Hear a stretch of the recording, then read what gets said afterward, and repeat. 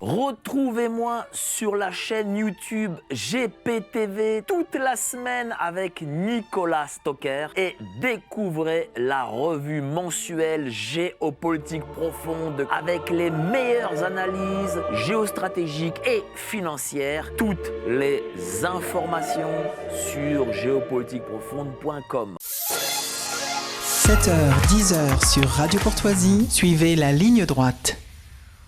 Aujourd'hui, vous voulez réagir aux chiffres publiés par l'INSEE sur le déficit français.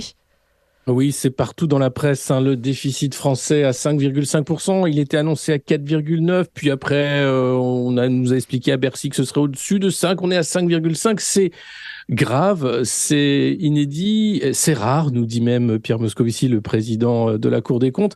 Bruno Le Maire se veut rassurant. La dette française s'échange très bien sur les marchés internationaux. D'ailleurs, c'est plus de 52% des propriétaires de la dette française qui sont étrangers, des fonds de pension canadiens, américains, etc. Et aussi des créanciers européens. Et pour le reste, ce sont les Français.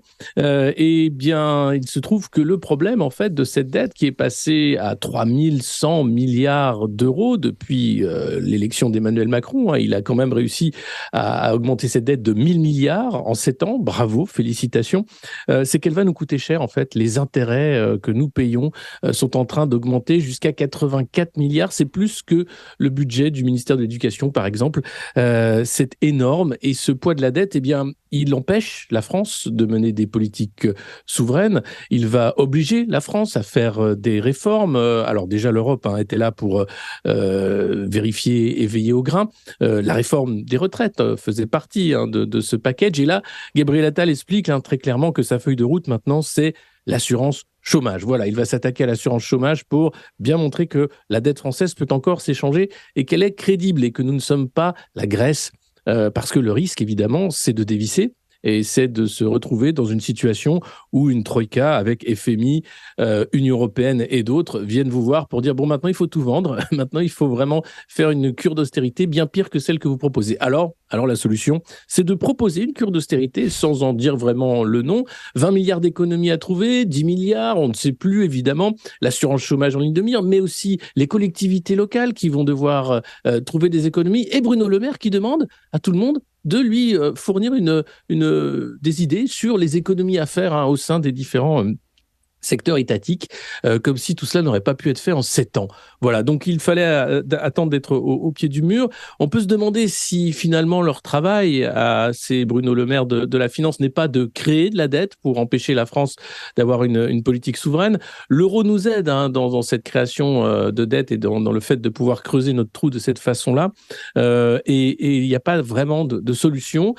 Le tabou de la Macronie, c'est l'augmentation des impôts. Alors, on paye déjà beaucoup d'impôts en France, évidemment, mais il n'est pas question de toucher les super profits, pas question de revenir sur les cadeaux qui ont été faits en début de mandat, suppression de l'ISF, etc.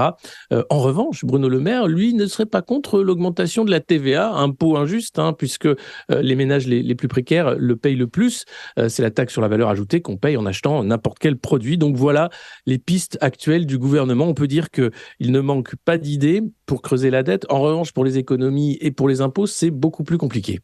Alors, on espère que le gouvernement aura pris connaissance de ces chiffres, puisque Éric Coquerel estime, lui, que la France est loin d'être en faillite. Une réaction en 1 minute pour terminer cette chronique, Alexis Poulain.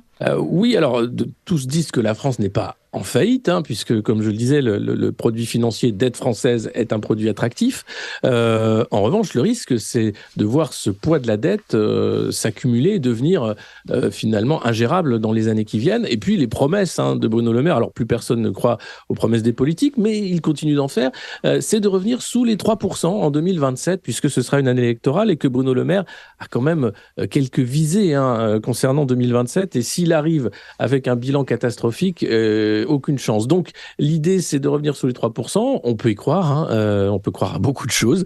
En l'occurrence, là, ça me paraît impossible. Mais on est là dans une situation assez calamiteuse où on nous avait vendu quand même Emmanuel Macron comme le Mozart de la finance. On peut voir simplement qu'il est le Tchaïkovski de la dette. Merci beaucoup, Alexis Poulain. Enfin, je vous remercie, mais c'est une note assez peu encourageante pour finir de travailler cette semaine. Malgré tout, on va s'accrocher. Merci beaucoup. Et puis, on vous retrouve la semaine prochaine. Je rappelle que vous êtes journaliste sur Sud Radio et cofondateur du site Le Monde Moderne.